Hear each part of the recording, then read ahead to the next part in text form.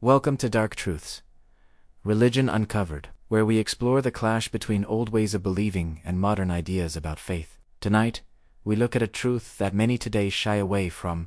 Ancient believers were in awe of God, and they thought this awe was wise.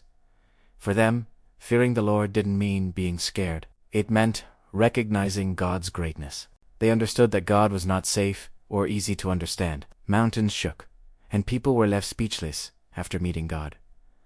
This fear wasn't the opposite of love. Instead, it was the foundation of it. The scriptures say, "The fear of the Lord is the beginning of wisdom," not because fear takes the place of love, but because love without awe can lead to feeling entitled. Modern faith often presents God as friendly and comforting. Fear has been replaced by a sense of closeness. While this feels loving, ancient thinkers would warn that it can be risky. A God who doesn't inspire fear may also not inspire obedience. This kind of respectful fear can keep pride in check. It reminds us that we are not the center of everything. Many today avoid this fear because it challenges our need to be in control. Feeling awe requires us to surrender and show our vulnerability. As a result, fear is softened into respect, which becomes just a preference. But Scripture never suggests that fear is optional. Even love is shaped by it.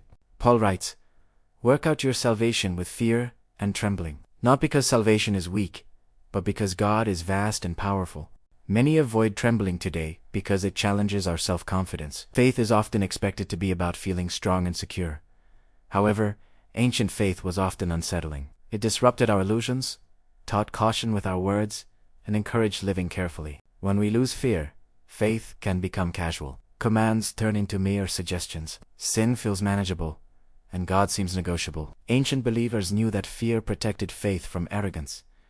When Israel lost this fear, they turned to idol worship. When leaders lost it, they became corrupt. When worship lost reverence, holiness faded away. Modern belief seems to follow this pattern, thinking it's a step forward. But familiarity can lead to carelessness, and carelessness can distort belief. A God who never inspires fear can eventually be seen as unimportant. Fear isn't the enemy of intimacy.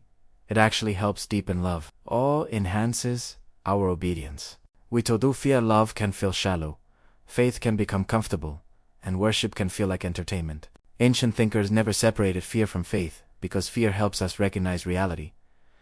God is not our equal or peer. He's beyond us. Some modern beliefs resist this idea because it feels more humane to think of God as equal. But the truth is that this is an illusion. Real reverence requires us to acknowledge a distance, which fosters humility, allowing for transformation.